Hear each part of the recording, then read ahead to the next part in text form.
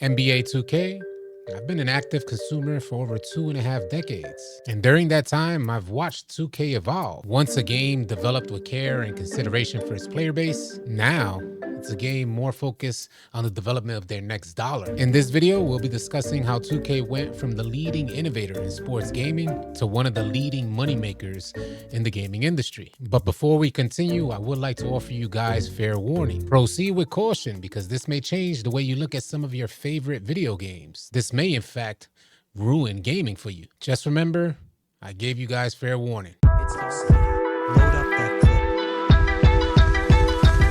Hey, what's good, y'all? I'm AllCity. As always, appreciate you guys tuning in. You see this guy on screen? This is Turov, and he hosts seminars teaching people who make video games and sell video games all the best tricks that will enable them to persuade you guys to spend the most amount of money. I recently had the opportunity to see one of these seminars, and I noticed that 2K has adopted all of these tricks.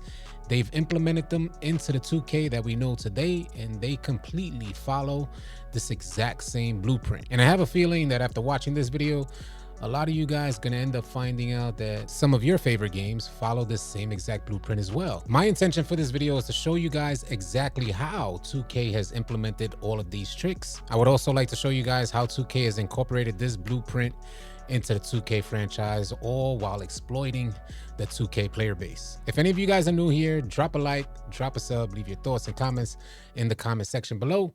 Let's get to the video. I'm here to talk about monetization, a summary of a huge bunch of behavioral psychology. So the tricks on how to monetize a game well.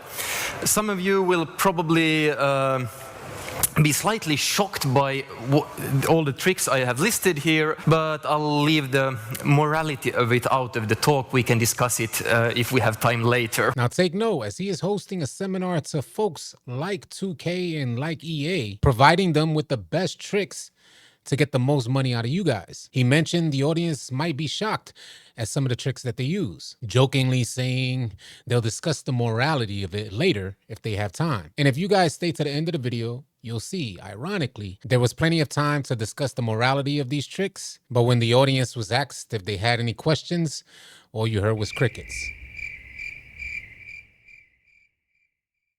The best way to make sure of both your retention and your monetization is to make sure you have enough of an in-game economy in there. Top grossing games have in-game economies worth tens of thousands. Keep people in there, they have lots of things to do, stuff to upgrade, to progress along, and that's how you can make them spend a lot as well. An in-game economy worth tens of thousands of in-game currency.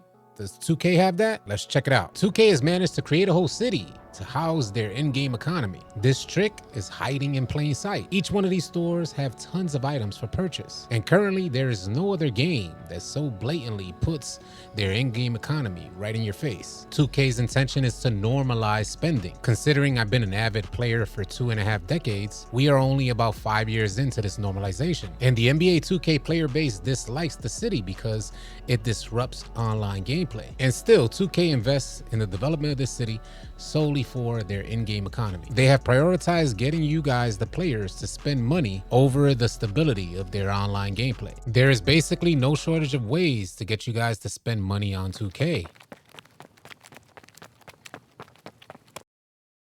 These frameworks on how to think of stuff. I've seen suggestions to model what you sell according to Bartle types. I assume you're all familiar with Bartle types.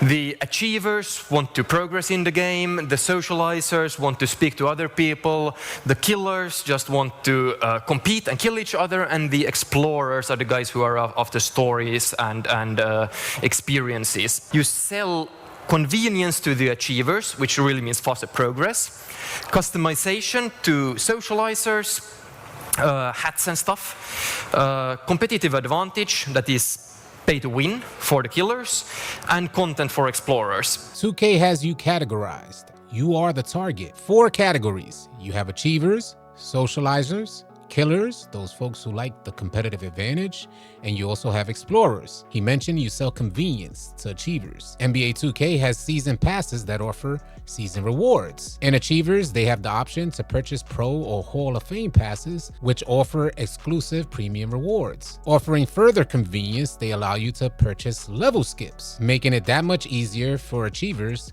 to get their accolades. 2K, they sell customization to socializers. This would be your swag, jerseys, shoes, and accessories. As I showed you guys in the beginning of the video, there is no shortage of items to sell to socializers. And how about those killers, those players who like the competitive advantage? One of 2K's biggest money makers is selling boosts to players, offering turbo boosts and also offering skill boosts, giving you a competitive advantage on the court. He also mentioned one of the tricks are selling content to explorers. In 2K, they have a My Career Story mode, explorers being the category of players who spend the least amount of money. And the way in which 2K remedies that is by having particular side quests that force you to spend some of your in-game currency, having to purchase items in order to complete quests. I tell you guys, it seems like 2K, they got all bases covered. Now, the reason I highlighted convenience up there or progress is that most of your sales will be here. Customization, hats and stuff, they're nice, but you'll have a single-digit percentage of your income coming from that if you do both that and progress. Competitive advantage is good, but you can go overboard with it and have an unbalanced game. If it's too clearly pay to win, people will stop playing. And content, it takes a lot of resources and time to do that. Selling content is very expensive. Hardly any team can keep up producing content at the pace needed. Now 2K, they found a workaround, avoiding the time and expense needed to continue to deliver content. 2K being an annually cycled release, the bulk of their content is on the court. Considering other games would have to develop DLCs and things of that nature for live service, they'll have to create new storylines. 2K, along with a lot of other sports titles, simply have to make roster updates. Although each year 2K does have a new storyline, it's so poorly developed that it's clear 2K is just providing content for explorers.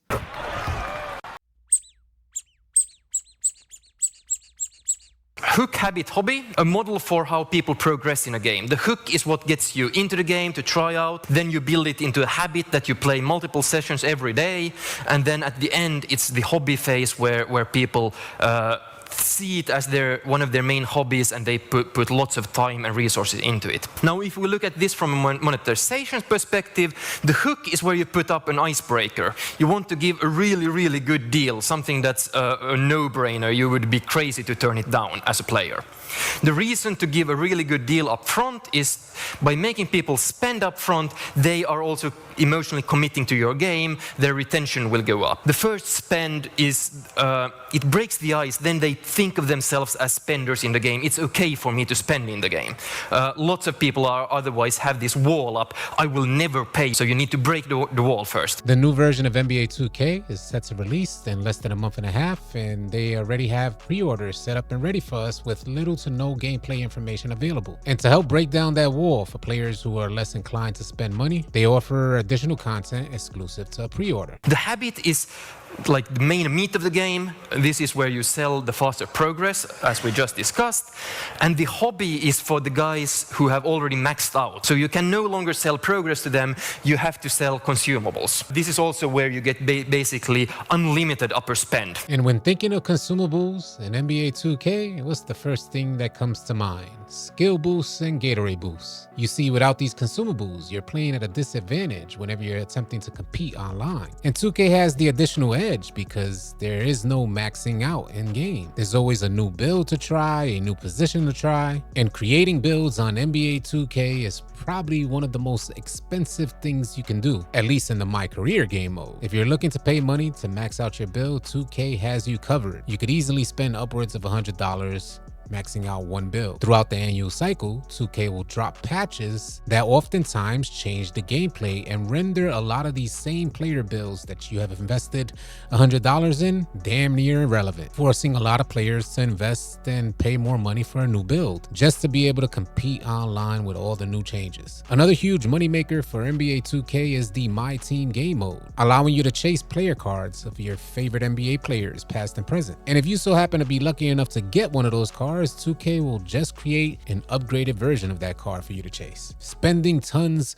of your IRL money along the way. So let's go down into some of these more tricks.